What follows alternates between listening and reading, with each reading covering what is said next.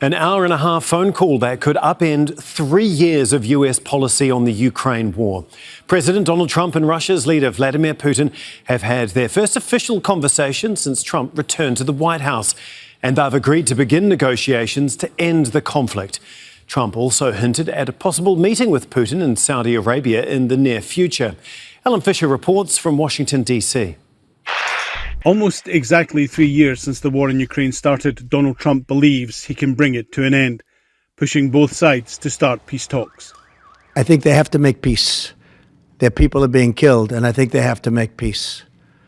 I said that was not a good war to go into, and I think they have to make peace. That's what I think. He campaigned saying he could negotiate a peace deal. Trump spoke to Vladimir Putin for 90 minutes on Wednesday. He told social media, "We both agreed we want to stop the millions of deaths taking place in the war with Russia-Ukraine. President Putin even used my very strong campaign motto of common sense.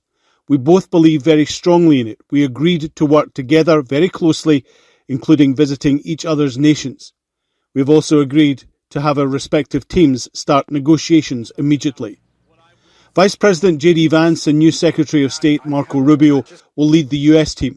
They'll be joined by the CIA Director and the National Security Advisor. They'll meet Ukrainian President Volodymyr Zelenskyy at the Munich Security Conference on Friday.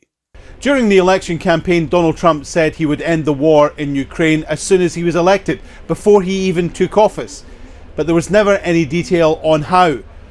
At the weekend, he gave an interview saying that at some point, Ukraine may become Russian. While President Zelenskyy confirmed he had spoken to Donald Trump, he gave little insight into what may happen next.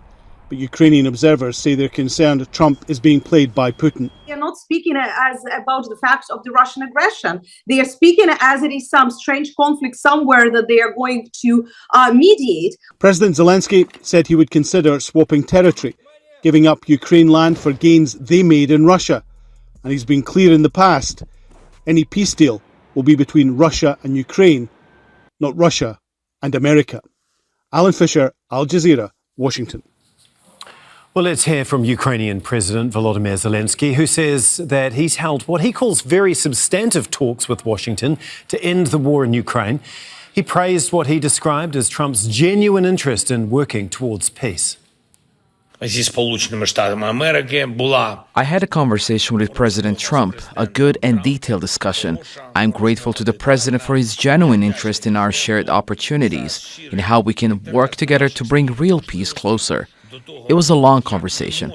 We discussed many aspects, diplomatic, military, economic. And President Trump informed me of what Putin had told him.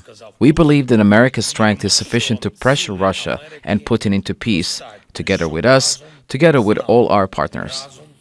Well, for more on all of this, we're joined now by Pavel Felgenhauer, who is an independent Russian defence analyst. He joins us from Moscow. Thanks very much for being with us once again, Pavel. Obviously, we've heard a lot from the US, from Europeans, from Ukraine. But how is all this being viewed with inside Russia? Well, I would say with some hope that there's going to be negotiations. That's a sure thing. There's going to be most likely a summit between President Putin and President Trump. And this could basically bring peace, though, of course, negotiations don't bring peace by themselves. Like in the Gaza war, there was fighting and talking almost the entirety of the war.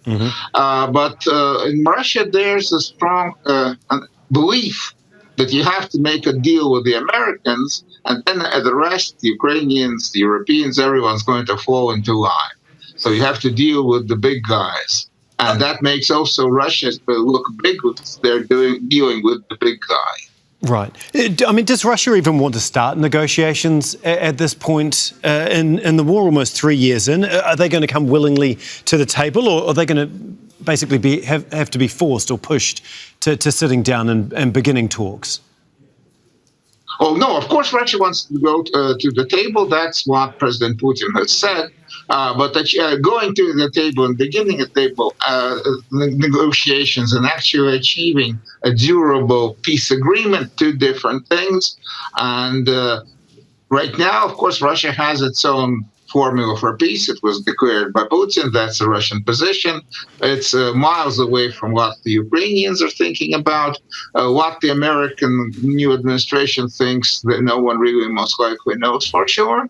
So Russia is ready to talk, but ready to talk and not to Americans.